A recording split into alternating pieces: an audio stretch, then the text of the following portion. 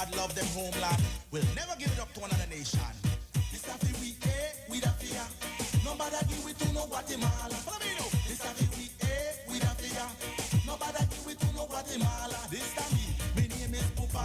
Belize me come from the Belize City area. 110% Belize and proud of it, sir. Don't tell me about maritime area. Long time ago agreement by the slave master. Talking about the head on the Belize and dollar because patriots. All people who love them country bad, bad, love them homeland. Will never give it up to another nation. This a fi we da fear. Greetings and welcome to Krem Sunday Review. Jada, I'm not okay. I'll just trust the process.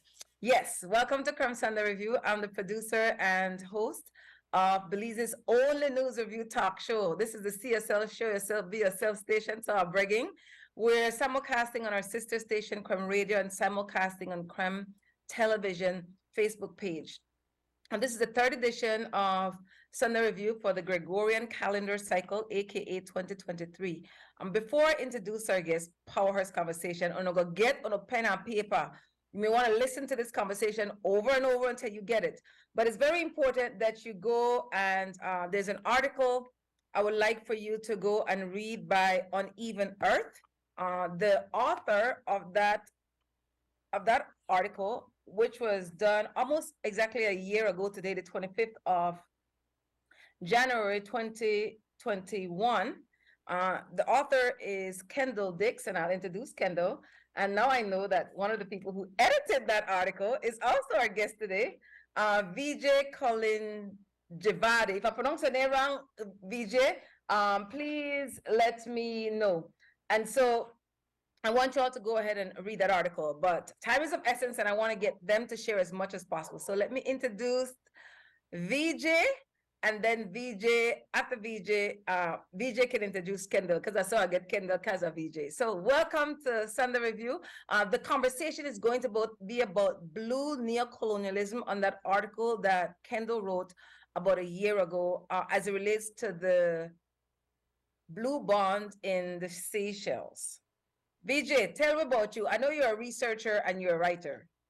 Tell us a little bit about yourself and then introduce Kendall, please.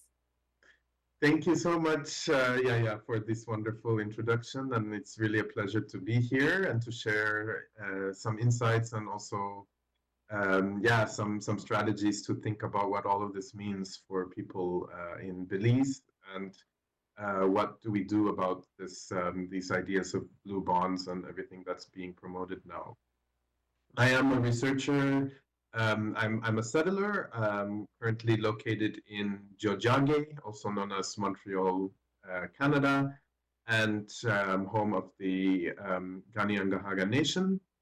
I am also a researcher based at the University of Antwerp at the Institute of Development Policy, where I'm doing postdoctoral research. My focus is looking at the green economy, so looking at the impacts, the social and especially the social and cultural impacts that are caused by financializing nature, by creating new commodified or products for services, goods and services for nature, that they themselves have social impacts that are very problematic and that reproduce possibly injustices and that they need to be documented in their specific context where they're occurring. So my research is to understand this links between what is it that we are trying to do with these programs that are trying to be more ecological and the contradictions, the ecological contradictions of their effects, especially when they reproduce the same sort of system. So I'm very, very happy to share some thoughts, and especially with the new blue bonds deal in Belize. So I pass it to Kendall, who, yes, I had the pleasure of editing his piece for Uneven Earth as a co-editor there 2 years ago. Yeah, thanks, Vijay, and it's good to see you again.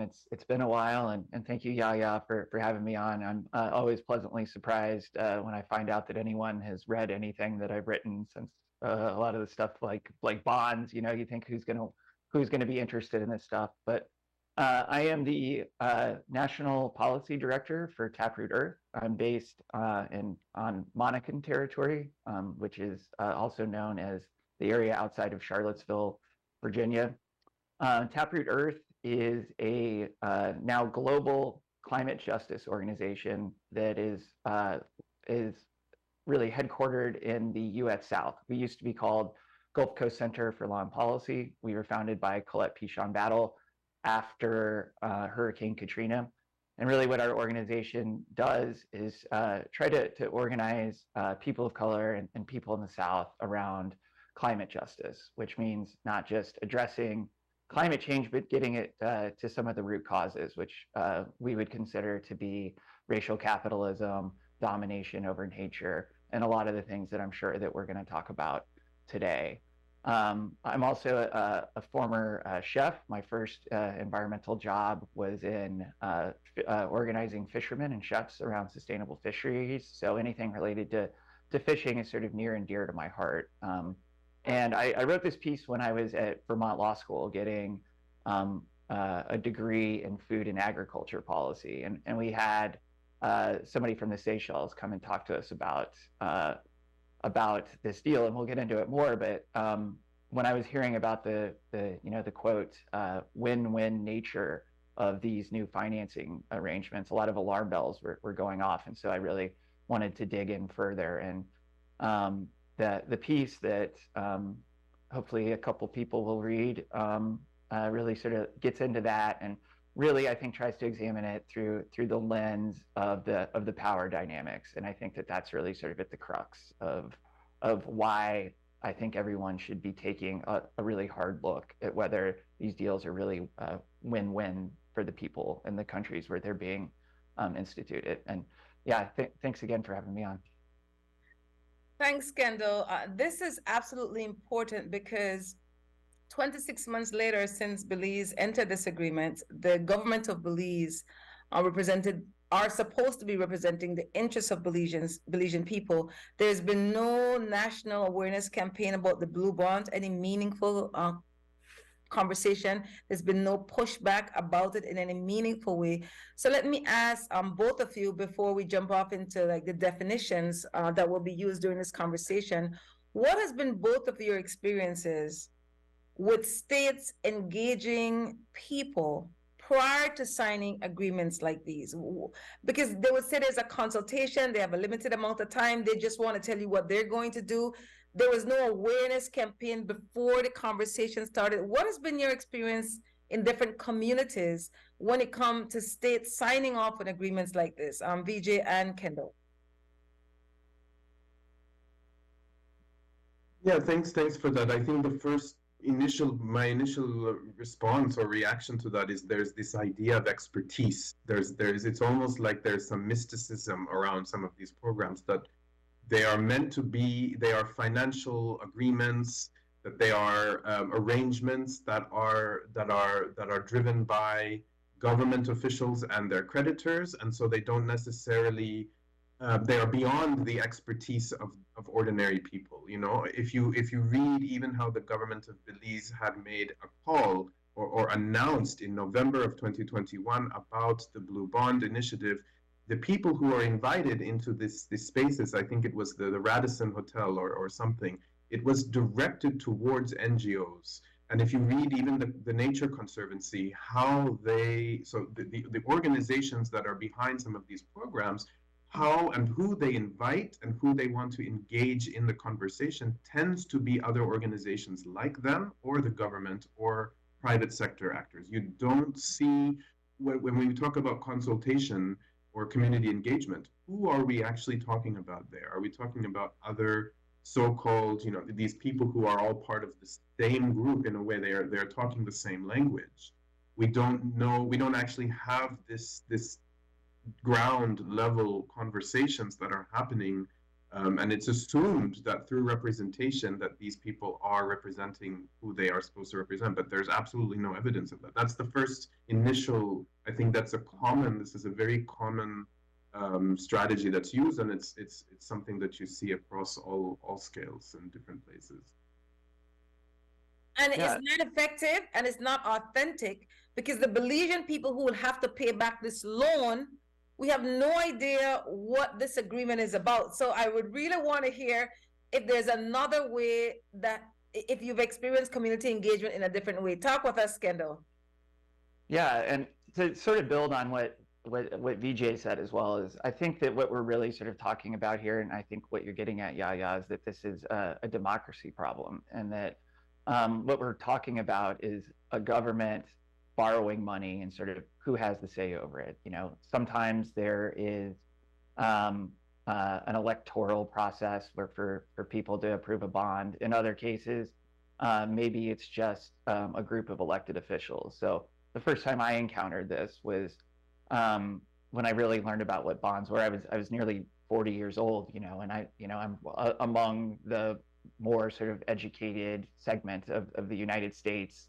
And it took me a long time to even figure out exactly what a bond was and what we were talking about, even though I'd heard the term, you know, probably, you know, a lot in my life. I didn't really sort of understand exactly what a bond was. And so for anyone to sort of have any meaningful engagement of this process, first you sort of have to understand that how the financing works. And then you sort of have to rely on the information that's coming from the banks or the governments who are involved who want to do this stuff, communicating that honestly about what the real intentions are, you know, what the terms are, what could happen if you don't pay it back, because a lot of times the assumption is that everything is just going to go perfectly smoothly.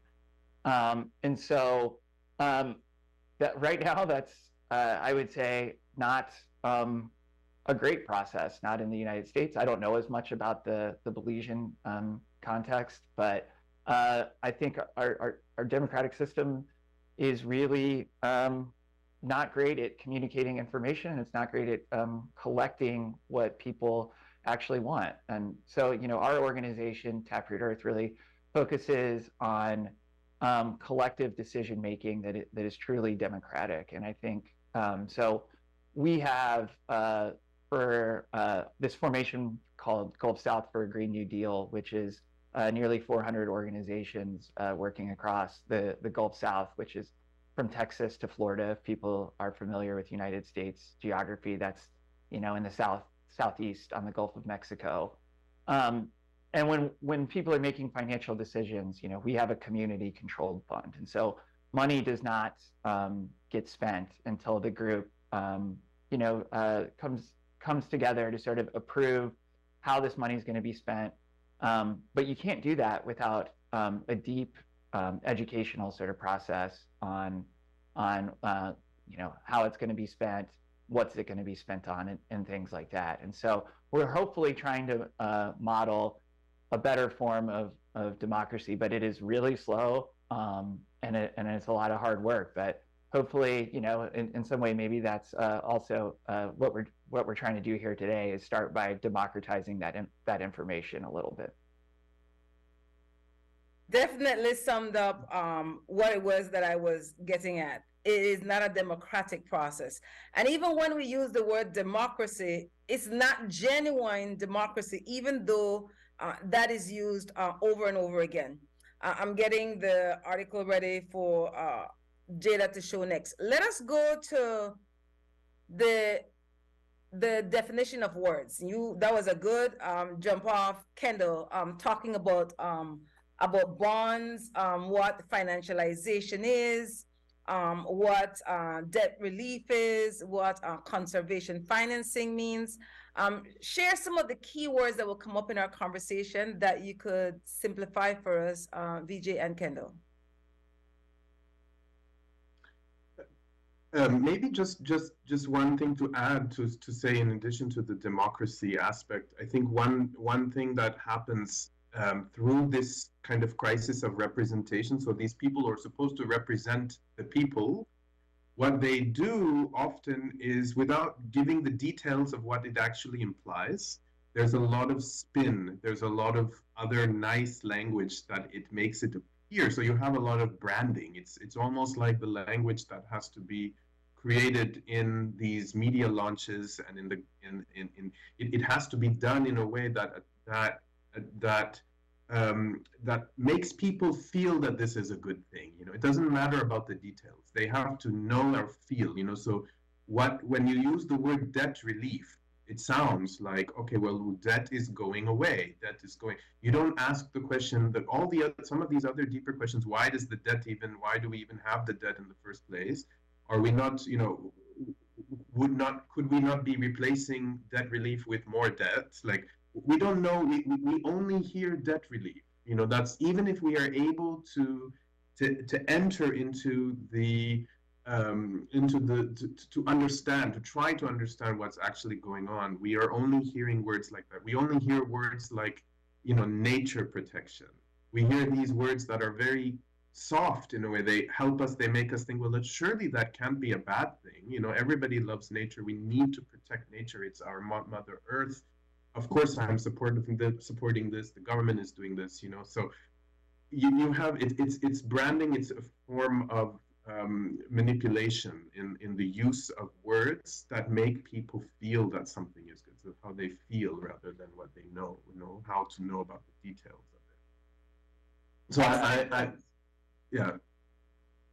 Well, Vijay, I just want to say I think that's like a really excellent place to start out, which is sort of like the question about how does debt sort of accumulate in a nation, and I think we can get into that more. But one of the big words that you use there that I think we do a really terrible job of defining sometimes is nature, because I think that's also sort of at the heart of this. Because I think in the West we tend to think of human beings and nature as these sort of separate forces. We have areas designed for people to sort of do whatever they want, whether that means extraction or the built environment and things like that. And then we have this idea of conserving nature, and nature being this sort of place without people, which I think is sort of key to understanding how this continent was colonized too. For us, as descendants of Europeans, the Europeans came in here and basically had to clear out the continent of all the people that were there, and then sort of pretend like that it was this empty place for us to come do with it sort of what we will. And then I think that dynamic just sort of gets reproduced over and over again through the conservation movement. So you create these national parks, and then you make sure that the people who are actually using it sustainably for millennia no longer have access to the place. And nature itself becomes a museum to go visit on vacation, rather than something that you're a part of and that you're an active participant in either caring for or cultivating or really anything else that happens. So yeah, I think nature itself is sort of can be a very interesting and contested word when you're talking about something like blue bonds. When you said that, what came to mind as well is that oftentimes this is a Western mindset primarily. This is a European singular narrative about domination, primarily of indigenous and African descendant people. So when you look at this capitalist model, when our African ancestors were kidnapped, trafficked, that was to build an economic system based on exploitation and extraction, which has continued with this conversation we've had today uninterrupted. And so these financial agreements their tentacles are being definitely embedded globally, and people, primarily indigenous and African descendant, lives are forever changed in a bad way. So I really value what I saw, the blue neocolonialism. I'm like, yes, this is my kind of conversation for sure. And as a European descendant, I applaud your courage to speak this publicly, because that matters as well. That seldom happens from my experience. And so tell us some more. And I like that you picked up on Vijay's word of nature. So tell us about some of the other definitions. And then what I'm going to do, I'm going to show, I just found these people and I just think they're badass. They call it Committee for the Abolition of Illegitimate Debt. And they went to that gathering in Montreal, Canada, and Vijay could tell us some more about that. And the indigenous people are pushing back on that 30 by 30 initiative, and Vijay and Kendall can tell us what that is about as well. But in their 15-point position, they made it clear how undemocratic it was, the secrecy that agreements like Belize Blue Bond is clouded in. So share with us some more definitions, and then we'll have to go and look at that article and talk about how dangerous it is. And then I'll show the evidence that TNC themselves say, yes, we had to keep it a secret. So share some more the definition of words that would be meaningful in this conversation, Vijay and Kendall. You're doing good so far. Thanks. I think one of the key ones, and the one that's you know, the basis of this of the initiative of blue bonds is bond, and I think the way that you wrote it, Kendall, is very, very well articulated. I think it's very clear what it means, and then what then means a blue bond, and how does that relate to this? So essentially, I mean, and I'm going to kind of summarize how you frame it. So feel free to continue with it. But when a government wants to borrow money, so just like any other individual who's borrowing money, the government will issue bonds that are so they will issue bonds that are sold kind of in markets. So this bond is, in return, the government gets a lump sum payment that they pay. So they get this payment up front, and then they pay the money back, just like any other individual getting money from a bank. They will pay this money back over time to the holders of the bond. But the holders of the bond will be those who are the shareholders in this bond market. So the bond itself can be bought and sold on the markets just as stocks are. And because it's the government who is the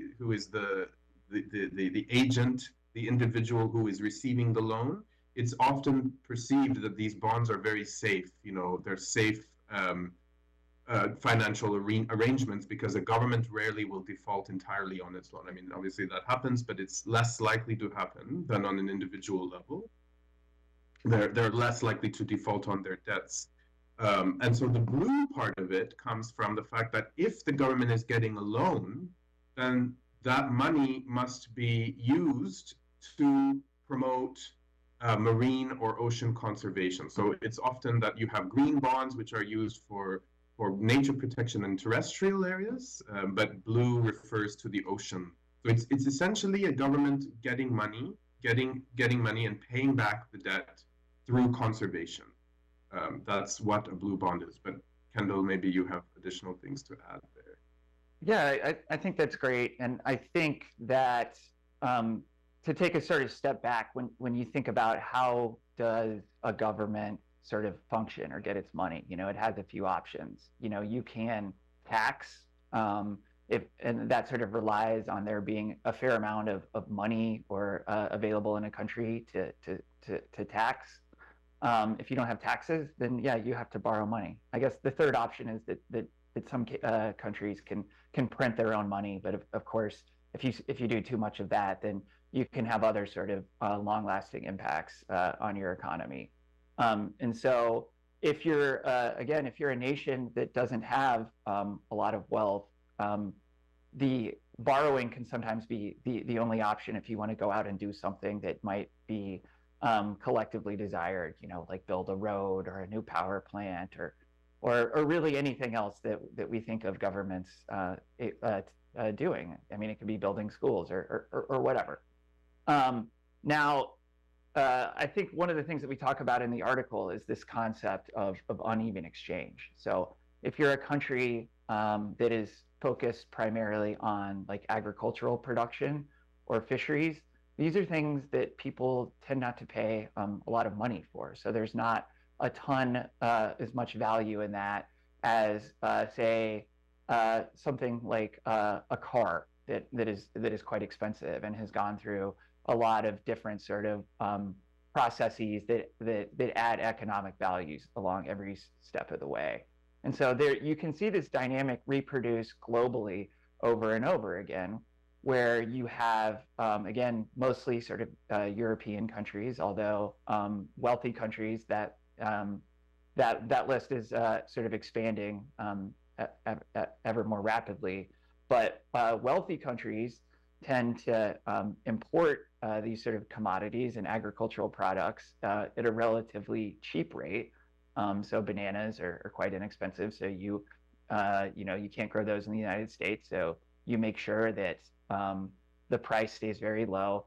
And then on the other hand, what you do then is you export the expensive stuff that your country makes to poorer countries that don't have auto manufacturing plants or something like that. And so through this process, it's just reproduced over and over again, where people then are importing more than they're exporting, and they're sort of stuck in. And this is often called either uneven exchange or dependency theory, where nations don't have their own sort of economic independence, and they're relying on imports from wealthy countries. And I think understanding that is sort of key to Vijay's original question was, where did this debt come from in the first place? And a lot of the places that we're talking about, as you said, YaYa, we're set up as slave colonies. And so this was designed from the beginning to be a place where cheap commodities could be produced and then sort of sent back into the imperial core. And you could probably help me a lot out with the history of Belize, but I believe the British directly controlled it just until a couple months before I was born in 1981. Is that correct? It's arguable if they ever stopped. Right. The head of state is the governor general, whose loyalty is, she's the queen representative. So there's a lot what I read, blue neocolonialism. Like, I really appreciated looking at it from a different perspective. Time has passed, but not much has changed. And so even when you say the word bond, for everyday people, it's like, that's not something you can touch. Like, we don't understand. And again, this is where the secrecy happens. So, okay, we understand that the government of Belize borrowed, most of us don't even understand this. They borrowed a series of loans and didn't pay them back after they agreed to pay them back, and it was called the Blue Bond. We, the Belizean people who are paying these loans, have no idea what that money was used for. So indeed, where did these loans come from? Regardless of where they came from, to our knowledge, there wasn't any fiscal accountability because Belize is weak on public auditing. The general's report isn't fleshed out at the public. I forgot the PUC, the committee, one of the house committees where you would flesh out public funding. That isn't functioning. The integrity committee. So there's no adequate auditing of the public funds. So indeed, we can't tell you where the loan came from. And then here we go again. We're just pretty much changing one debtor for another. But even in having the conversation about what is a bond, I cannot, like, I hear you, but I can't visualize. I could visualize that we owe them people a bulk of money, right? And then okay, we owe the money. So it's like, okay, who started a conversation to say, what's going to happen since we defaulted like 3 times in whatever amount of years? How was the decision made? Because there wasn't a public conversation about it. There was no political campaign. How was the decision made that this is what we're going to do? We are going to go with TNC, and then this is what the process is. Like, this is what happened. So we have to go to break, but before we go to break, Jada, I'm going to bring up the article because I want to show you, this is a news review show, Committee for the Abolition of Illegitimate Debt, how it is that they pointed out, I think at point number 8, if I'm not mistaken, Jada, where they made the valid point that the secrecy is an issue. And then when we come back, I'll have them answer that, give their 2 cents on that people don't understand how the arrangement even happened. And so in point number 8 says, TNC's debt for nature swaps must be rejected. There are several reasons for this. And point number 9, which is addressing the secrecy part, debt for nature swaps are negotiated and finalized in secret. This is because publicity surrounding these deals could have unpredictable effects on bond markets, such as increasing the value of the debts of developing countries on secondary markets, therefore making them more expensive to buy. Free, prior, and informed consent of citizens affected by these deals cannot be achieved with this debt swap model. So right away, okay, so that's one thing, right? That the secrecy about, that's why I have to ask you all who do the empirical research, unravel the secrecy about it. And then before we go to break, Jada, I don't know if I can't see if you're bringing these things up, Jada. Can you bring up the TNC article for me, Jada? TNC wrote an article, and this article is dated November 10th, 2022. It's called,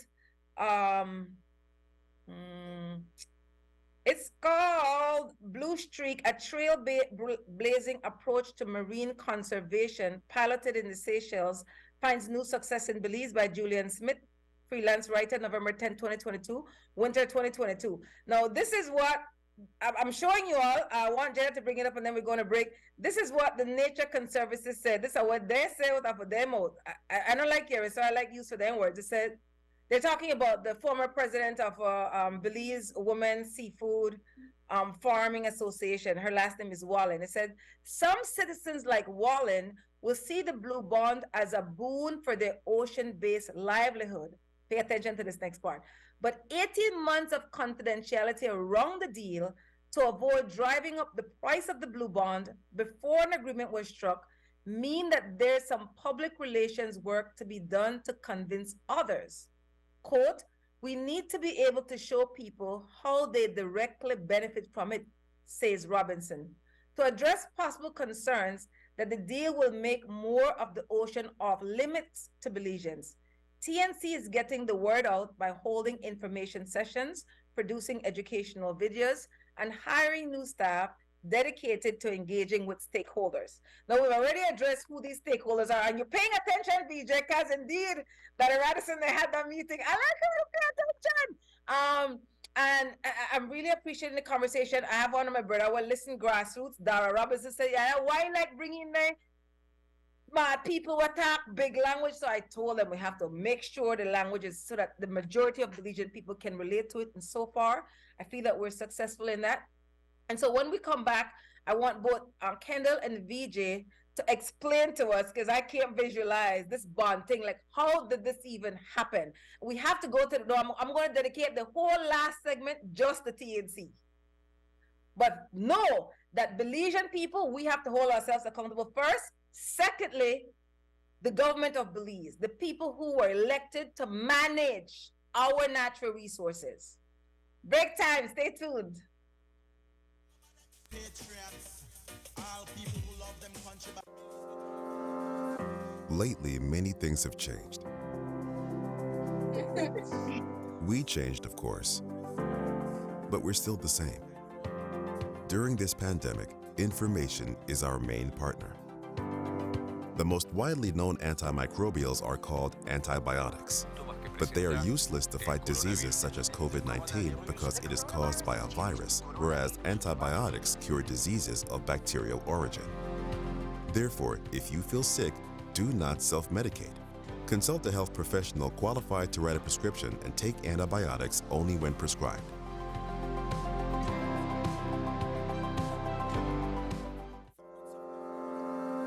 Lately, Smart continues to expand its internet coverage countrywide to help you live a smarter life.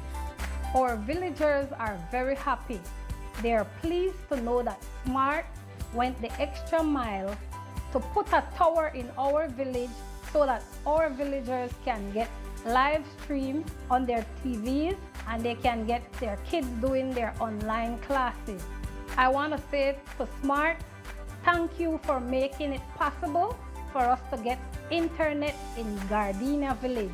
We really do appreciate it.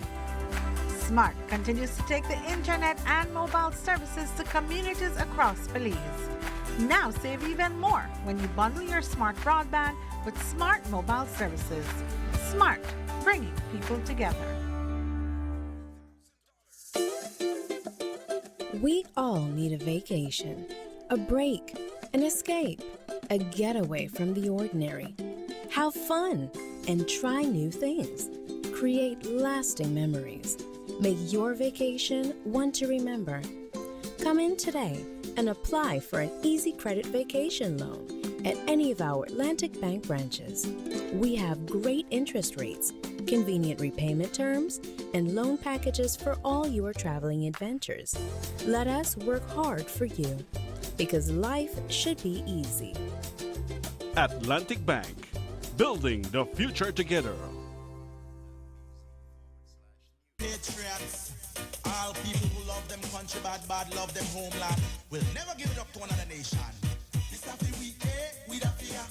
Nobody give it to no Guatemala. Follow me now. This happy week, we da fear. Nobody give it to no Guatemala. This time me name is Pupa. Belize me come from the Belize City area. 110% Belize and proud of it, sir. Don't tell me about maritime area. Long time ago agreement by the slave master. Talking about the head on the Belize and dollar, because patriots, all people who love them country, patriots, all people who love them country bad, bad love them homeland, will never give it up to another nation.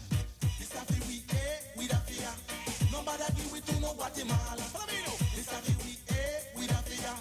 Nobody give it to no Guatemala. This time me name is Pupa. Belize me come from the Belize City area. 110% Belize and proud of it, sir. Don't tell me about maritime area. Long time ago agreement by the slave master. Talking about the head on the Belize and dollar, because patriots, all people who love them country bad, bad love them homeland, will never give it up to another nation. This happy week, we da fear. Nobody give it to no Guatemala. Follow me now. This happy week, we da fear. Nobody give it to no Guatemala. This time me name is Pupa. Belize me come from the Belize City area. 110% Belize and proud of it, sir. Don't tell me about maritime area. Long time ago agreement by the slave master. Talking about the head on the Belize and dollar, because patriots, all people who love them country bad, bad love them homeland, will never give it up to another nation. This happy week, we da fear. Nobody give it to no Guatemala. Follow me now. This happy week, we da fear. Nobody give it to no Guatemala. This time me name is Pupa. Belize me come from the Belize City area. 110% Belize and proud of it, sir. Don't tell me about maritime area. Long time ago agreement by the slave master. Talking about the head on the Belize and dollar, because patriots, all people who love them country bad, bad love them homeland, will never give it up to another nation. This happy week, we da fear. Nobody give it to no Guatemala. Follow me now. This happy week, we da fear. Nobody give it to no Guatemala. This time me name is Pupa. Belize me come from the Belize City area. 110% Belize and proud of it, sir. Don't tell me about maritime area. Long time ago agreement by the slave master. Talking about the head on the Belize and dollar, because patriots, all people who love them country bad, bad love them homeland, will never give it up to another nation. This happy week, we da fear. Nobody give it to no Guatemala. Follow me now. This happy week, we da fear.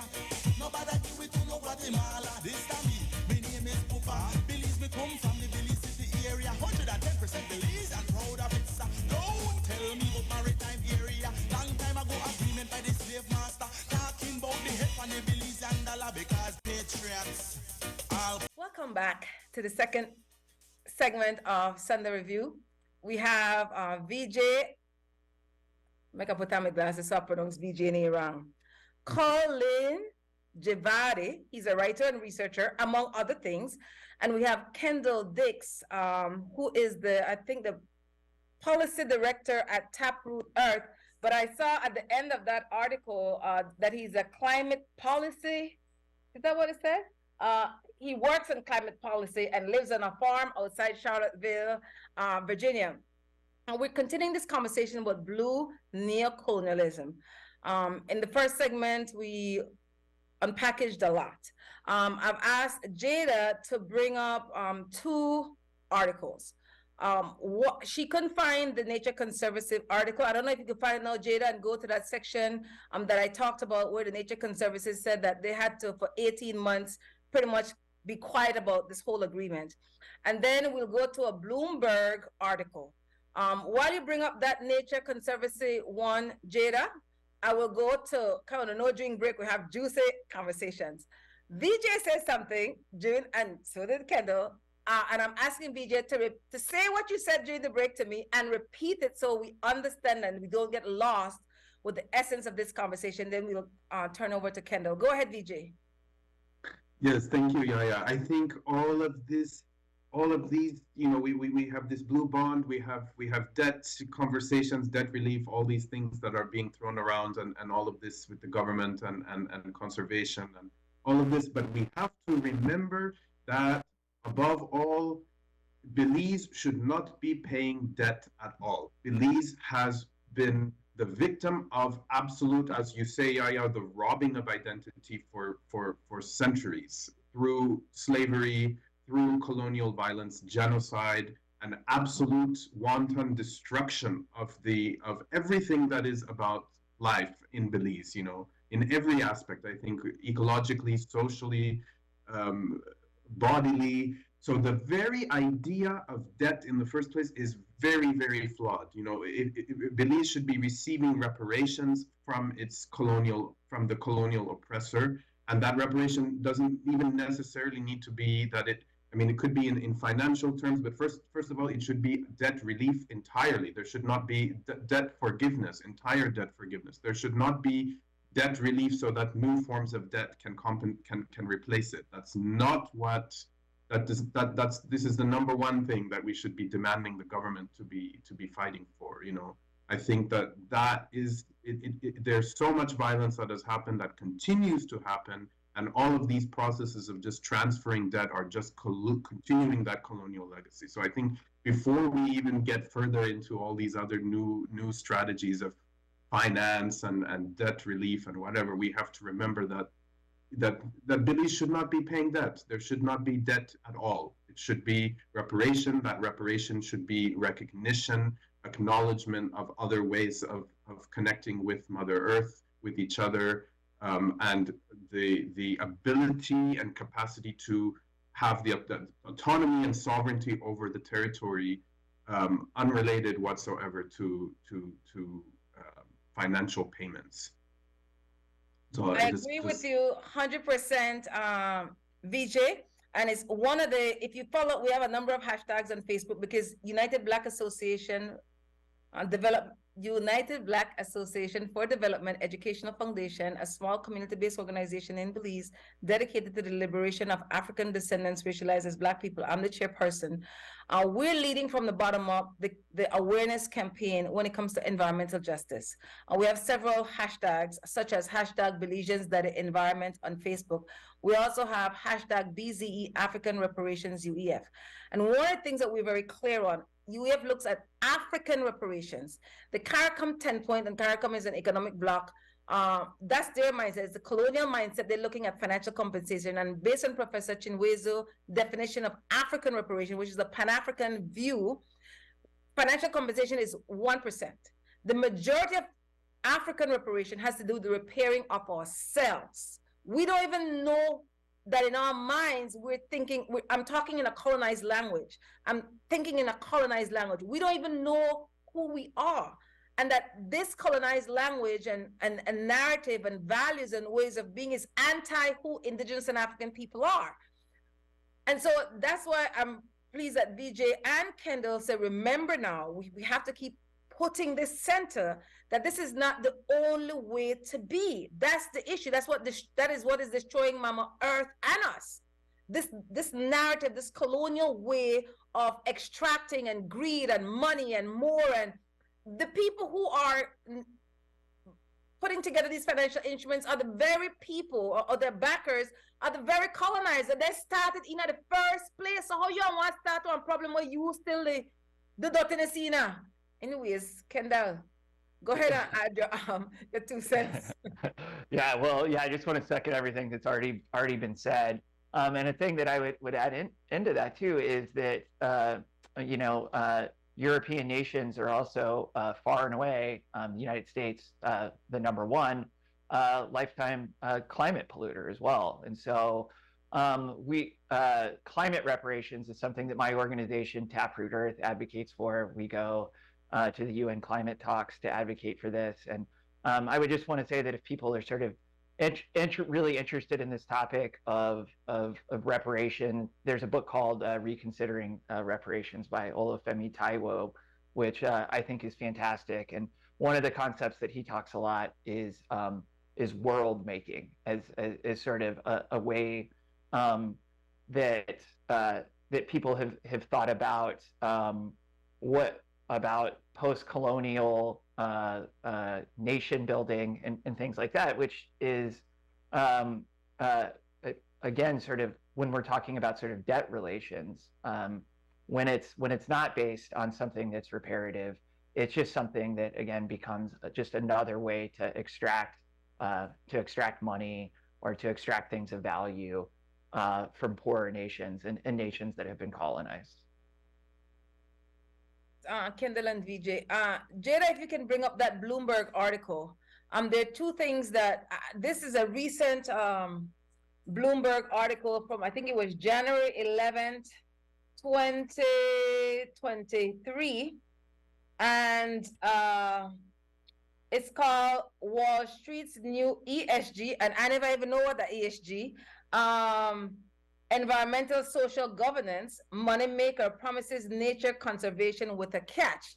Now, it gives a synopsis of what the blue bond is, but what was revealing for me, talk again about the secrecy, what was revealing for me, I had no idea that a former politician was the domestic advisor for this loan. His name is Marcus Pat. That was revealing for me.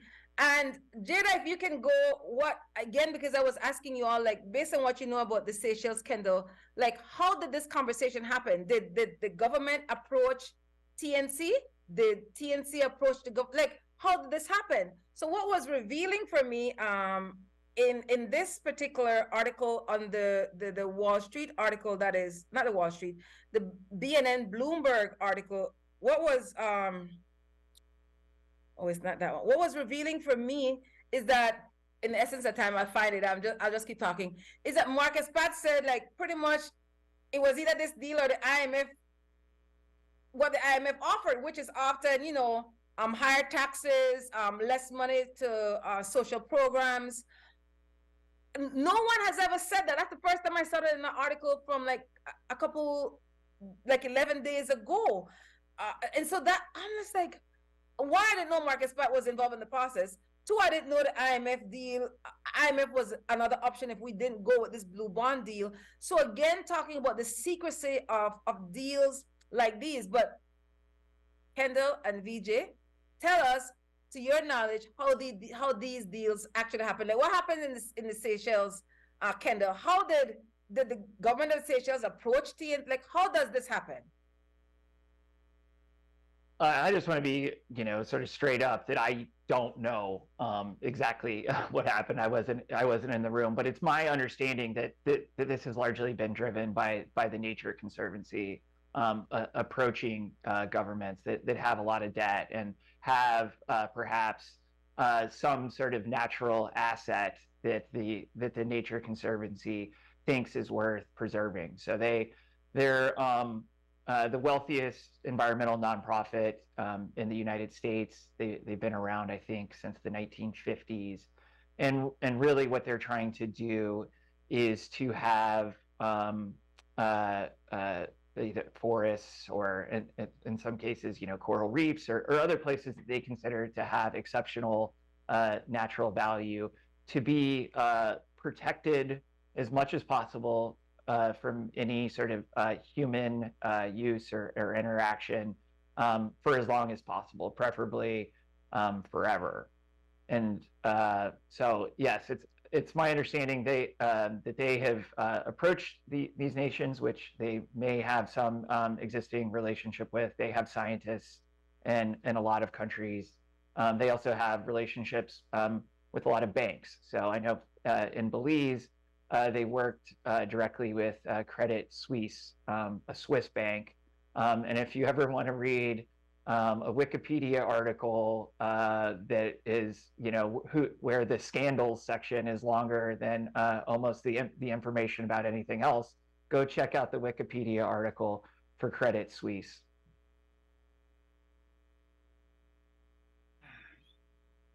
Thanks for your honesty, Kendall. Because I never in the room.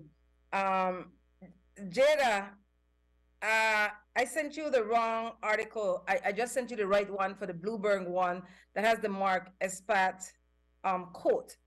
Back to what you were saying, Kendall, about what, to the best of your knowledge, is that TNC approached them, the government. What I've sent and shared with Vijay, which I didn't know, and I'll send that as Vijay speaks next, is that it's not the first debt for nature swap between Belize and TNC. I did not know that. In 2001, there was a debt for nature swap with Belize and TNC. So I'll give Vijay the mic. With that in context, is Vijay, as Vijay has said to me, that set precedent that this doesn't work. What did you mean by that, Vijay, when you said from that 2001 experience, and I'll share the Channel 5 news story that reported that in 2001, why did you say that it set precedent and it doesn't work, Vijay? Well, first of all, I think it's important to remember. So we discussed this thing about Belize should not have to pay debt at all. It's not. We don't need people to come in and tell that and extract resources and labor from people and expect that to pay back their loans for things that Belizeans are actually that need to be received back to people that have been stolen. You know, life worlds, whole identities have been stolen for generations through genocide and ecocide. This is not, so that's, again, always remembering that as the first thing. Then secondly, knowing that TNC, and through this debt relief program, the aim is return on investment. These companies do not, these organizations do not engage in these activities if they're not expecting to gain a profit from it. So in the case of TNC, with the current Blue Bonds 2021 agreement, the strategy is to leverage some 40 to 60 US million dollars and expect to receive US 1.6 billion dollars through marine conservation finance. So the idea is you're going to triple. So TNC will receive triple the amount of the return on investment through this program. And for Belize, wait, Vijay. Spin and come again. Pivot. So that slowly make sure we understand good what you said, because sometimes people think that like they want charity event like TNC to do we a favor. Run that by way again. Not at all. It's no favor whatsoever. I mean, this is from their own documentation. If you go to the documentation of TNC on the blue bond, the super bond, and what the blue bond is doing, their aim with the strategy is to use between 40 and 60 million US dollars in donor support, and we'll talk about who those donors are, I think, later, but so through donor support, to generate an estimated $1.6 billion back, and that money that is generated back will happen through marine conservation finance, so through the financing, but also through marine protected areas, through the conservation strategies that Belize will put in place. Now, what is in it for Belize? So why did they do this in 2001, and why is this? Where does this come from? Why is it even attractive? So for Belize, the idea between TNC and Belize is that if they engage in this debt for nature exchange, so you have debt relief in exchange for protecting nature, and this happens through this bond, then you can refinance the debt on a better term that might create savings through conservation. And also because the money that you're paying it back in is through Belizean currency, so you don't pay it back through US dollars. So there's certain, the terms and conditions are a bit more favorable, it seems. Again, remembering that we don't even need to be paying debt in the first place. That's always remembering that. But then you have, as Kendall had already said, it's like you are doing things to make it seem that it's favorable without asking that bigger question. So it appears, though, then that Belize will benefit from this. So in 2001, It was an agreement, again, a debt for nature swap. It wasn't a blue bond. It was a kind of a green bond, I guess, in this case, because it involved rainforest protection. So it was the very first of its kind associated with this Tropical Forest Conservation Act, which was issued by the United States Congress in 1998.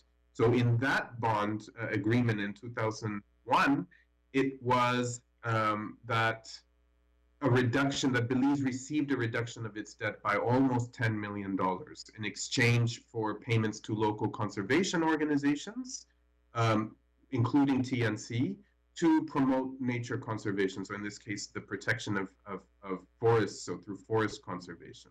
And it was the first, actually, the first debt for nature swap, so of sovereign to sovereign debt swap that happened through an NGO.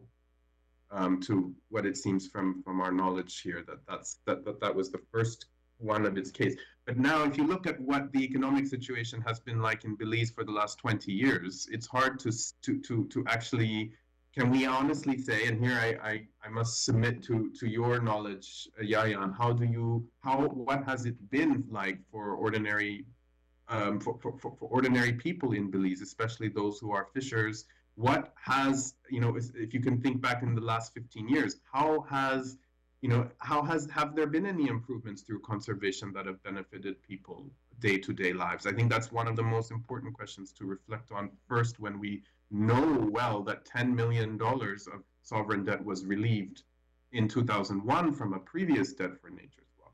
It will give indication of what this bigger bond is doing in the future. Good question. I'll have to go to the fishers and ask them because I don't have that answer. Kendall, what has been your experience based on empirical research, based on I like that you get to start off as a line cook. I'm like, yes, you know where to talk about.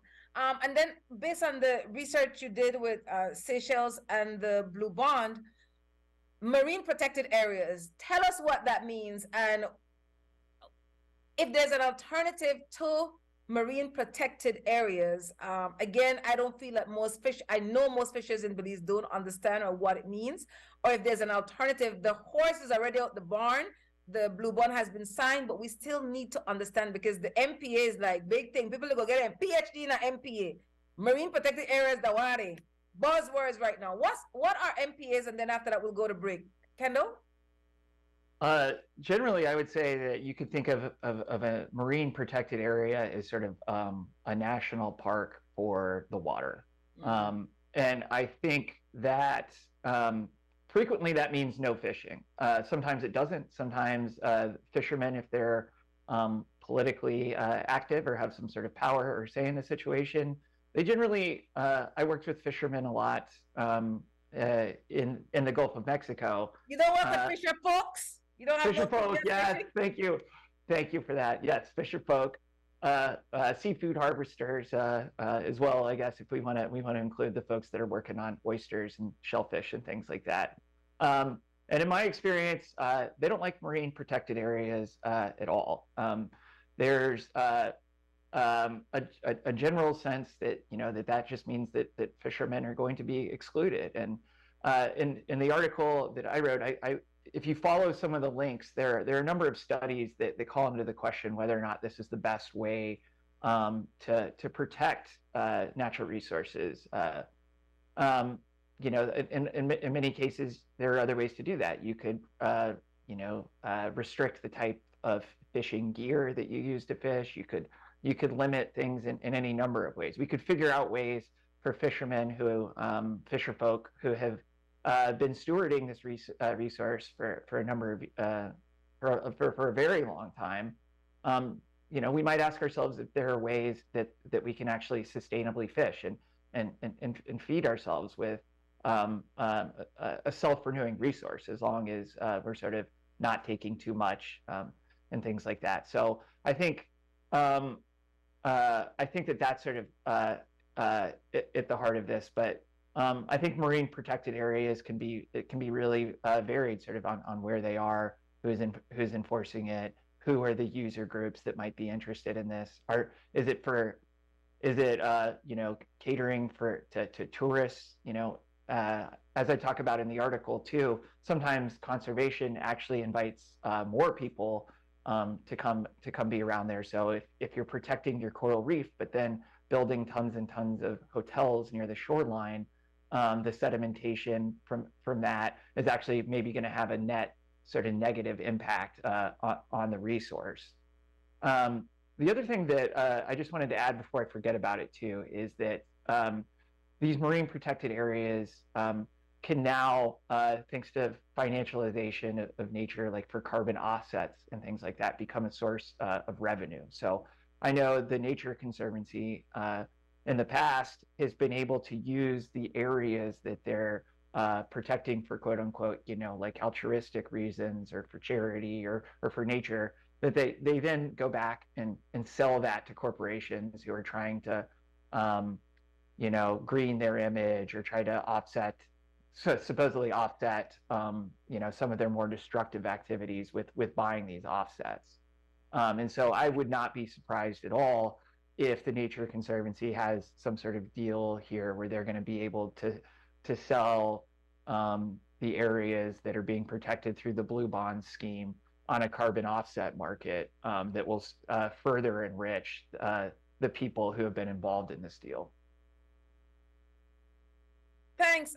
We have to go to break, but indeed, Kendall, I was so excited because there I think 5 subtopics under that blue neocolonialism, and one of them had to do with fishing.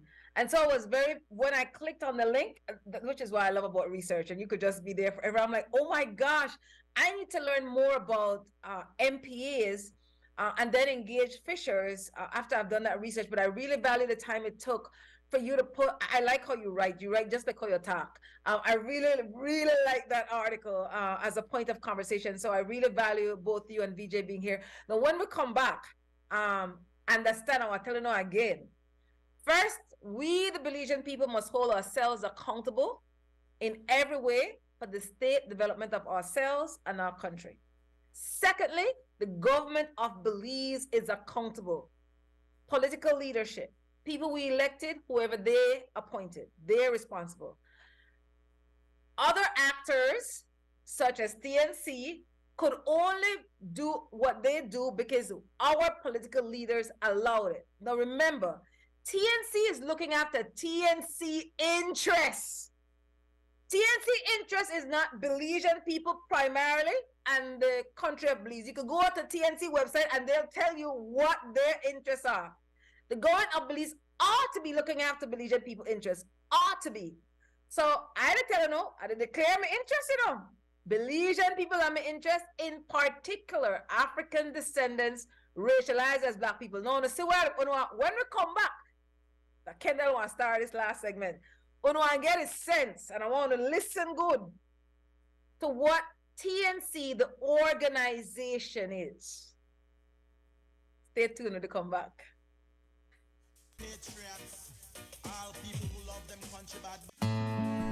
How can we support the emotional well-being of older adults during COVID-19? During the COVID-19 pandemic, and particularly while in quarantine, individuals, including older adults, may become more anxious, angry, stressed, agitated, or withdrawn, especially those who need healthcare assistance or have cognitive decline or dementia. Here are 4 strategies that can help you in supporting an older adult during this difficult time. 1. Communicate information and listen. Present with accurate, simple, and accessible information and facts about the COVID-19 outbreak, its progression, treatment, and effective strategies to prevent infection. Listen patiently to their needs and concerns. For older people with mild cognitive impairment or early stages of dementia, inform them of what is happening within their capacity and provide support to ease their anxiety and stress. 2. Promote positive mental and emotional health. Provide access to available mental health and psychosocial support services, also known as MHPSS services, for older adults and communicate when and how they can access them. Help older people keep regular routines and schedules as much as possible. You can also help them create new ones, including regular exercising, cleaning, daily chores, singing, painting, or other activities. Facilitate regular communication between older adults and their friends and families. 3. Help with medical needs.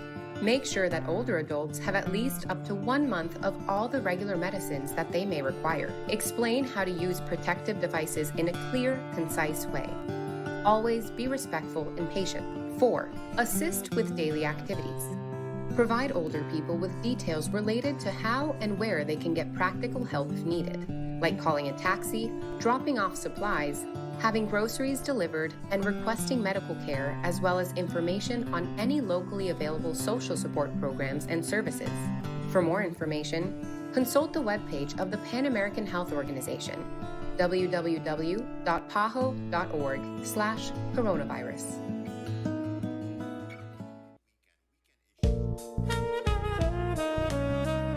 Amandala is now online. You can now access Amandala's midweek and weekend issues online by logging on to our website at amandala.com.bz/news and joining our membership portal today. There's 5 easy steps to get unlimited access to weekly e-paper, archive publications, and a host of other exclusive contents. Number 1, go to Amandala's website. Number 2, navigate to subscribed areas. Number 3, choose a membership level. Number 4, check out using our secured portal. Number 5, log into the members only section.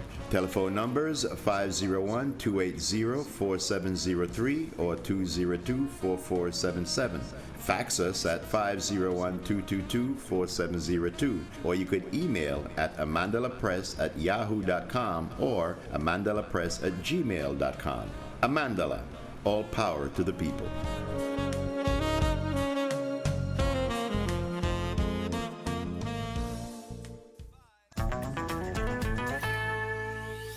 That's our benefit are we the people supposed to pay? The funding you pay now, but when you get old, you got funding for for your future. If you miss some days from work, they should have compensated for that. As an artist, I'm not really sure because I work for myself. What is Social Security?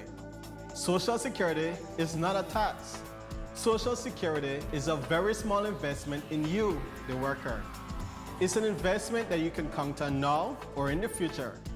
It is designed to replace part of your income from wages when you get sick, get injured on the job, have a baby on the way, become disabled, or even when you pass away. And even then, the widow and your kids, if under 16 years or under 21 years and in school, obtain survivor's pension. And after a lifetime of working, you can rest assured you will have a monthly retirement income. Social Security, safeguarding you, your family, your future. Patriots, all people who love them country bad, love them homeland, will never give it up to another nation. This happy week, we da fear. Nobody give it to no Guatemala. This happy week, we da fear. Nobody give it to no Guatemala. This time me name is Pupa. Belize me come from the Belize City area. 110% Belize and proud of it. Don't tell me about maritime area. Long time ago agreement by the slave master. Talking about the head on the Belize and dollar because patriots, all people who love them country bad, love them homeland, will never give it up to another nation. This happy week, we da fear. Nobody give it to no Guatemala. This happy week, we da fear. Nobody. The last segment of Sunday Review. Are we on, Jada? I'm trusting that we're on. Yes, we're on. Thanks, Jada Anderson, Master Control Operator at Krem Television. Thanks so much, Jada, for working as hard as you are. Thanks, sis. And so this segment is really like Kendall Dix segment. If you go and read that article, and I'm telling you, if you go read on Even Earth, but Blue Neocolonialism, Kendall, give it a dirty pan TNC, the Nature Conservancy. Tell me what you know that's important for us as everyday people to really understand. Again, this is an organization that's been around, I believe, for about 70 years now. The main thing that they do in the United States is that they go to landowners and they get this legal instrument called an easement. And so sort of what that means is that there's now a restriction on your property. So a lot of this is all predicated on the private ownership of property, which I would argue is, again, sort of one of the foundational problems with our relationship with nature.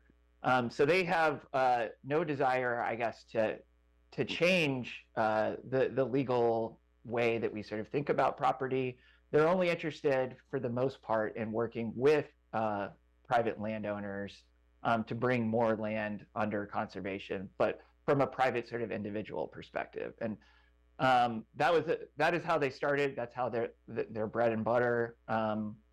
I would say I can't remember the exact number. If I have it, I don't know if I have it in front of me, but they have huge amounts of land. I think again, as Vijay hinted, their endowment at the time that I wrote the article was over $6 billion. I have it in front of me here from a Google search that the GDP, the gross domestic product of Belize, their entire economic activity for the year is less than $2.5 billion. So you're talking about an organization with land holdings all over the world that has money that is greater than entire nations. They have people that that come and go from their organization that might end up in oil and gas or have worked there. They've had people that were executives at Goldman Sachs come work for them, and so they had. I don't believe that this was always a focus of the organization, but in recent decades, they're monetizing nature and climate finance has become one of the things that they've really started to focus on, and that's why we're sort of talking about green bonds and blue bonds today. They found out, it's another way, I guess, of sort of getting conservation restrictions in place, but with this, it's sort of taking advantage of nations that really need the money. So they're not doing these sort of debt for nature swaps with European nations or that at least not wealthy ones that I'm aware of. So they're really going to places that have a lot of debt. Again, because of that uneven exchange that we talked about, and because of these patterns of colonial extraction. And so they're going into formerly colonized nations and saying, hey, we noticed that you have all this outstanding debt. Wouldn't it be nice if that debt payment was a little bit lower? And then if I was a nation, I might say, yeah, that's great. I would love there to be lower debt. Sort of, what's the catch? And then the catch is that you're going to have to spend all of that money on marine protected areas, whether or not that's something that's in the interest of your fishing industry, or whether or not it's something that the people want at all. But this sort of exclusionary idea of conservation is core to their organization, and they are basically completely agnostic on politics, about addressing these root causes that we were talking about, like trade imbalances or colonial patterns. So they will do whatever is necessary to get that land under their protection, whether that involves working with corrupt banks, whether or not it involves working with oil and gas companies, pharmaceutical giants. It doesn't matter. They're interested in accumulating as much money as possible so that they can go out and have more and more land that is exclusionary towards human beings and frequently indigenous populations. Based on that, and whole lot thought that you had when we were at break, Vijay, because I want you to come back and say that on air. But to add to what you were saying just now, Kendall, Credit Suisse, I may be pronouncing the name wrong, had a lawsuit that they settled because of a tuna corruption business in Mozambique. So I'm saying, look at the people who TNC partner with. And then just this morning, you told me about Vera, the US-based nonprofit that oversees a carbon credit program. So tell us what you know, if anything, Kendall, about Credit Suisse credibility, and then about Vera that we should pay attention to as everyday people in Belize when it comes to these blue bonds, carbon credit. Define what carbon credit is, please, Kendall. Well, I'll definitely turn it over to Vijay soon, because I think he has perhaps even more expertise than me on the backgrounds of some of these banks. But I do know that I remember just from reading it in the news that Credit Suisse has been fined hundreds of millions of dollars in some cases for aiding and money laundering. They, I believe, were involved in some of the, sort of like interest rate fixing scandals. Again, I sort of have a Wikipedia level knowledge of this, so I'll turn it over to Vijay quickly before I say something wrong or embarrass myself. But you could tell us about Vera. Vera, well, I think Vijay would also be an excellent source on this, but there's been a lot in the news recently about carbon offsets. Again, basically you're giving people money for something that should already, that they might have already been doing, or that just needs to happen anyway. So we need, both in terms of just living in a good world and to meet our climate targets, to not be clear cutting forests. That's something that needs to happen, that needs to happen anyway. And so then when you introduce sort of this financial sort of like element of it, you'll have places like corporations buying these credits to continue polluting, and then Vera is one of these organizations that's certifying these things. And so I'll turn it over to you, Vijay, to sort of talk more about carbon offsets and some of these banks. Thanks, Kendall. Thanks, Kendall. Yes, so Credit Suisse, in addition to TNC, as well as the holders of the blue bond, the super bond, are the ones who are funding this blue bond investment company. This blue bond investment company is basically like a repository. It's where it's receiving money from TNC donations. It's receiving money from Credit Suisse, which is also funding this project. It's receiving money from the share, through all of the shareholders who are exchanging this bond on the market. It's receiving all of this money, and then that is what is being used to write off the debt for Belize. So you have this arrangement. Credit Suisse, just as an example of absolute corruption on a systemic level, in 2001, as you mentioned, YaYa, in Mozambique, they had given a loan of some 350. They were fined. Nearly 350 million British pounds for fraud, because they had agreed to forgive $200 million US dollars of debt owed by Mozambique, in exchange for what they called these tuna bonds. So it was $1 billion worth of loans to support the tuna industry, the state-led tuna industry in Mozambique. But what was found was that as part of this arrangement, they were giving some $137 million as kickbacks to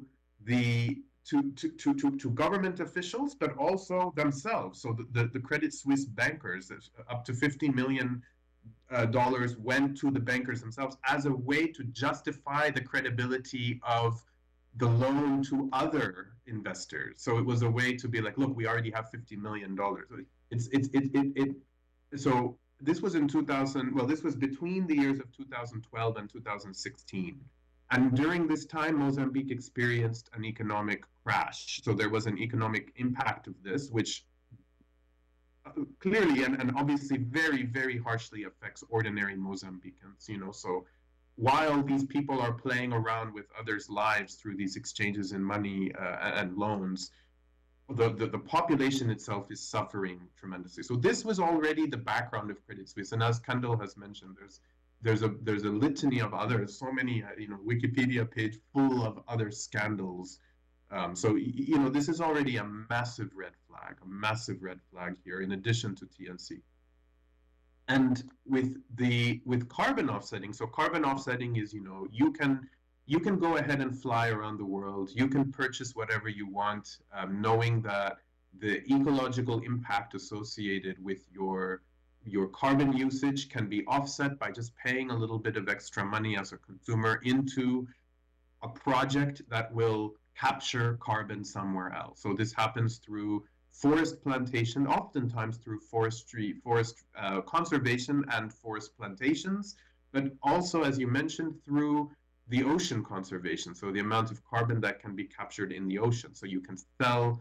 So when you have these landscapes and ecosystems that can capture carbon, then you can identify the value of that carbon and then use it as a equivalence. You trade it for the amount of money that went into its capture. So you have these schemes, these arrangements that are really just about exchanging money for this supposed capture of the carbon. What one of the biggest carbon sort of creditors or third-party verifiers, which is called Vera, was recently in a just 2 weeks ago, or a week ago, there was a report in The Guardian, the British newspaper The Guardian, that revealed they did an investigation and found that in one of their largest projects for carbon capture in Peru, in the Alto Maya region, straddling the Amazon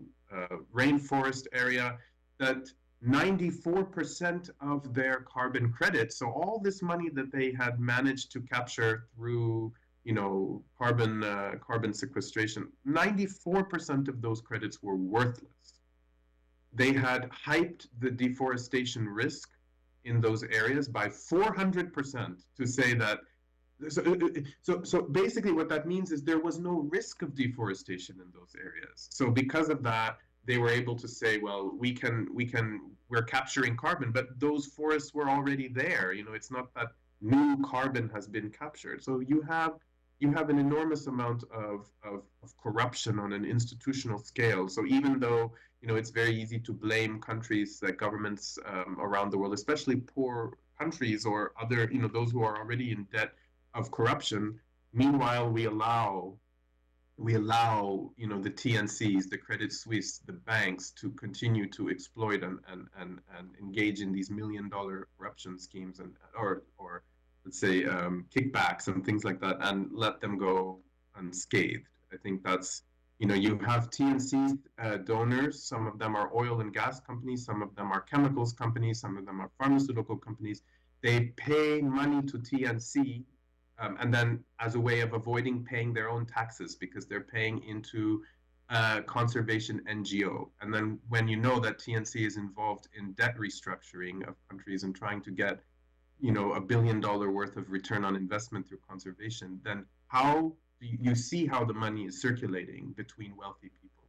You see how the exploitation, the colonial violence on former colonies, which are still being colonized and predated upon, is happening through this cycle. Wow, that's a lot. We're approaching closing time, but I'm so thankful for both of you. You have to come back before they are done. What is absolutely critical for everyday Belizean people to get? Like, this could be very low energy. Like, what can I do? I mean, I'm just trying to deal with my bread and butter issue. I can't get flour. I struggle to get flour. As it is, I have a child who's special needs, and I'm trying to get that child into a school, and I'm having a difficult time just focused on bread and butter issues. And I really like the sad, but the Mozambique story, to say how what Credit Suisse did impacted everyday people, and it continues to. People's lives are changed forever in a bad way. And again, these things cannot happen without the complicity of corrupt political leaders or politicians. So what can Belizean people take away from this conversation, yet still remain hopeful that I can do something meaningful to make a difference?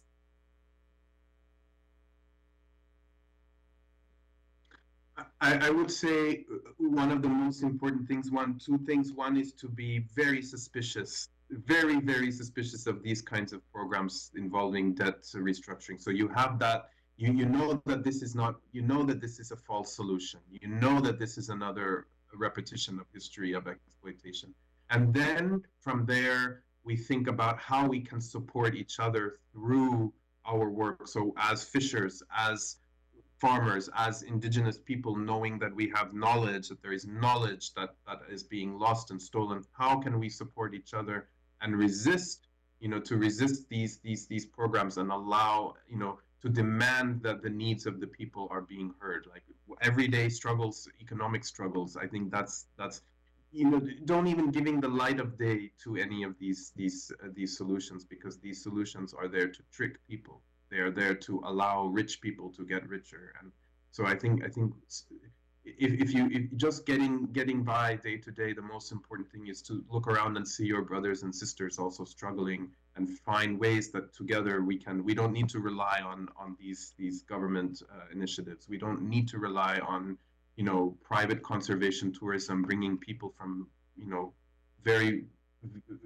from regions all over the world that are going to create very short-term, not dignified jobs that are going to, make people be again victims of these types of things, where somebody else is making a lot of money. I think it's about that mobilizing, resisting element, and coming together to support each other as much as we can, because we can't do it individually. We have to do it as a collective.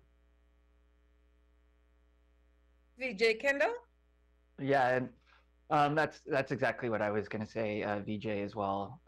Is that maybe it's uninteresting or unoriginal at this point to say that we have to be organized, but that really is the only thing that I can really think of. It's hard to say what is the one right thing to do to go about it, but whether it's organizing your workplace, organizing as a renter, organizing as a debtor, or setting up a mutual aid network, or something like that. Us being divided and not knowledgeable about these things is why we don't have the power to build the world that we really want to see. And I think a lot of it starts with just asking the question, which Vijay kept grounding us in, which is, why does this debt exist in the first place? And so the only way that we're going to get out of this is through our collective power, and organize, I guess, is the only thing that I really have to offer. It is said that we get what we organize for.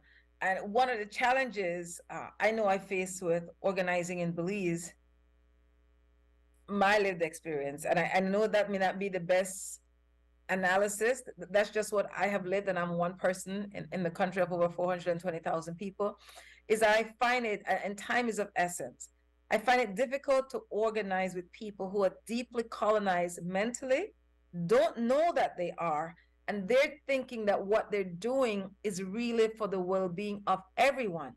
So if you have this is one of the carrots that's often dangled.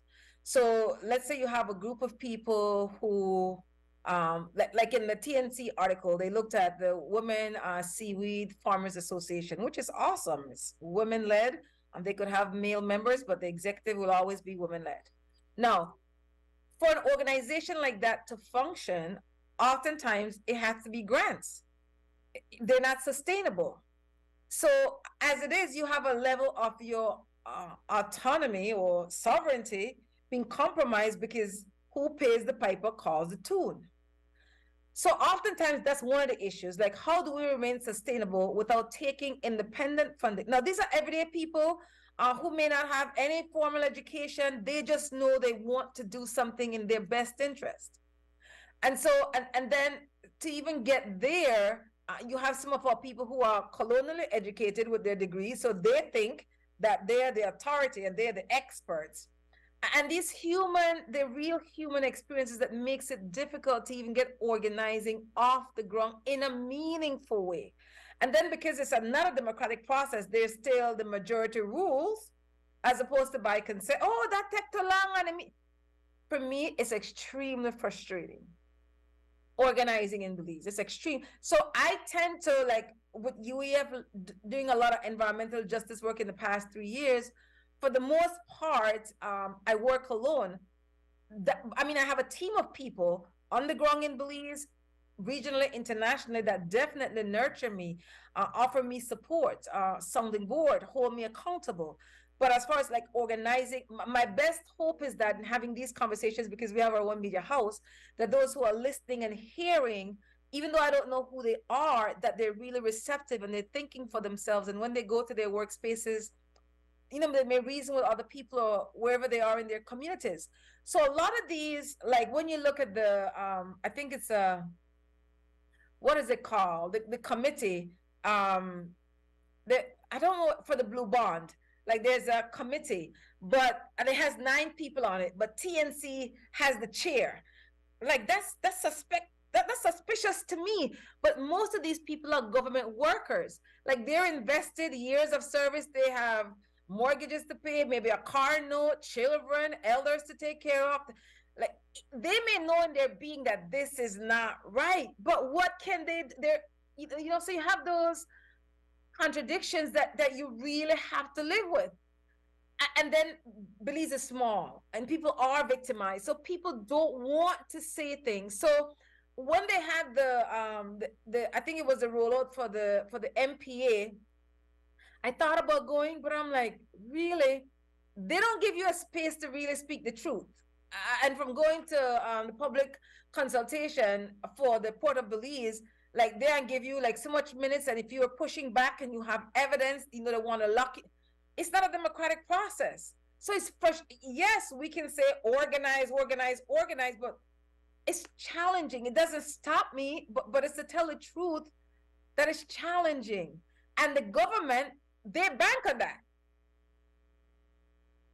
And so we the people, when it's time to vote for people, and I've never voted in this country, I was deported from the United States for voting in their elections, and I may be smiling, but it's a serious offense. To say that it's at this level, Belizean people, that we need to become knowledgeable. Like knowledge is the great liberator, and then you put that knowledge into action as a way of being. Just the knowledge alone is not enough. Be open to be flexible to changing positions, to listening to different perspectives with an open mind.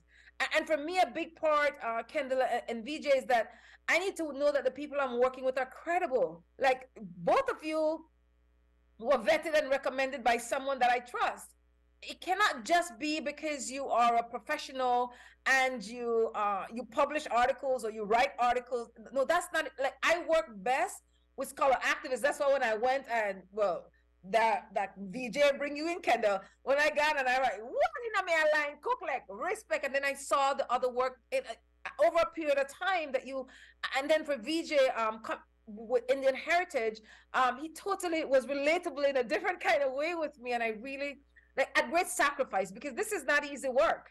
And so UEF, Belizean people, African descendants, racialized as Black people, value the work that we're doing, and we really, really appreciate it. I ask you both to take care of your health, take care of yourselves, so that we can be around for a long time, to continue to do this work. It's 4 minutes after 12, but I want to transfer a few more minutes. While I was talking, if you had any other thoughts, Kendall or VJ, and it'll be your last words for this portion of the conversation, then I'll lock it off. If there was anything else that came to your mind while I was talking that you were like, oh, I should have said that.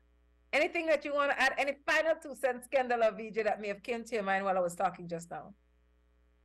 Yes, thank you, YaYa. What you raised is really important about organizing. It's not this, all the systems in place are not geared to support that, and even when they are, they try to co-opt it through creating jobs and then destroying the trust, destroying the relations that underlie what organizing is about. It's not about creating a professional class of someone. It's not the NGOification, the NGO creation of mutual aid. That's not what it's about. It's, if you look at some of the biggest mobilizations that have led to significant change through organizing, I'm thinking about the Indian farmers' protest in Punjab last year in 2020 into 2021.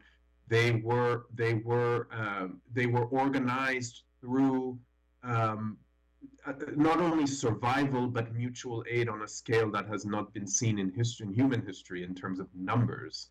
So you have you have that capacity, and I've seen it in Los Angeles, in certain areas that are undergoing real estate speculation, and you have minority communities living in these areas. People are scraping to get by. They're unable to have time for anything else but work. These people are still realizing that through their connections through their neighbors and supporting each other as neighbors is the only thing that gives meaning and purpose. It's not something that can be made into a job. It's not something that creates expertise. It's not something that, oh, there's someone who knows more about this than I do.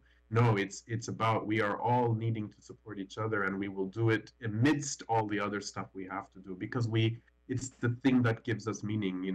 The farmers were there on the front lines, even as they have to continue to produce their crops to survive in the midst of drought and climate change.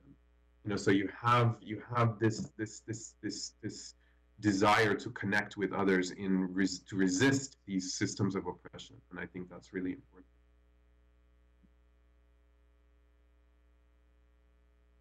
Vijay. Kendall?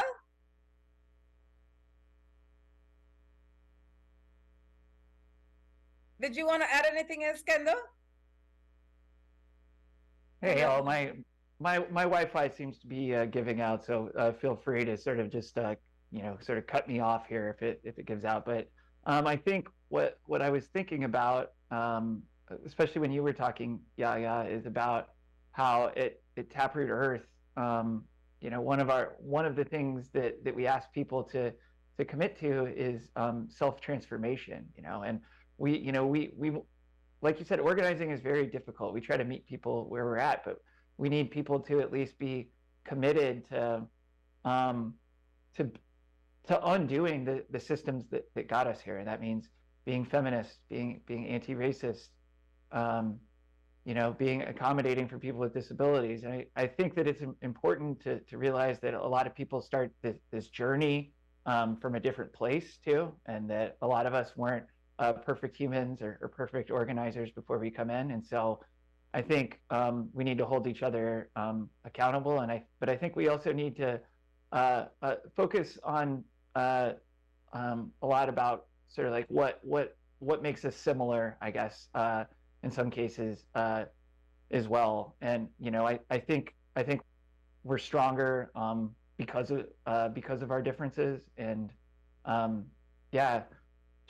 it's just been a real incredible experience to be here to talk with both of you all. And I think another thing that's occurring to me is that next time it really needs to be in person. I think Vijay and I need to fly down to Belize and be in studio.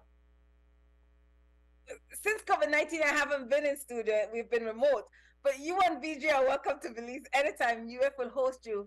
Before I say my goodbyes, Jada told me that she was unable to share the Bloomberg link, and I just wanted to read this for Belizeans. Again, this is dated January 11, 2023, corrected January 13, 2023, written by Natasha White. And it says, Wall Street's new ESG, environmental, social governance, moneymaker promises nature conservation with a catch. The tag is, Belize is home to a threatened coral reef and a mountain of sovereign debt. It's become a test case for a new kind of finance that mixes debt relief and environmental protection. I just wanted to read the quote that Marcus Pat gave that was revealing to me. Again, these things are done in secrecy. And this is a quote. The IMF was insisting on a program, end quote, said Marcus Pat, a former Belizean politician, now a consultant, who advised the country on its debt for nature swap. The IMF acts as a lender of last resort to debt-stricken countries, but its strict conditions make many governments balk. For Belize, that would have meant higher taxes, job losses, and lower spending on social and conservation projects, Espat added. That was very revealing for me. Thanks, everyone. Let me thank our security guard at the gate. I believe it may be Shane Flowers. Thank you, Shane. In Krem Radio, because it's simulcasted on our sister radio station. Thank you so much, Larry G, for our patience. I know we went over a little today. Jada Anderson, Master Control Operator at Krem Television. Big respect to Jada. Listen, Jada, our future architect, and she's a visual artist. Salute to Jada's work today. And thanks, Krem TV. This show will repeat at 3:30 this evening, Belize time. You could watch it at your convenience on Krem Television Facebook page. Visit Krem Sunday Review Facebook page. People like Vijay and Kendall, and I'm always happy for these connections, will continue to share information, knowledge with me. We'll share it on Krem Sunday Review Facebook page. You can look forward to both of them coming back on Sunday Review before the year's over, and hopefully we'll see them soon in Belize. Thanks again, Vijay, and thanks again, Kendall. We really value the time you spent with us this morning. Until next Sunday, Belizeans, only the people want to save the people. One love. This one goes out to all patriots, all people who love them country bad, love them homeland. We'll never give it up to another nation. This happy we, we the fear. Nobody give it to no Guatemala. Follow me now. This happy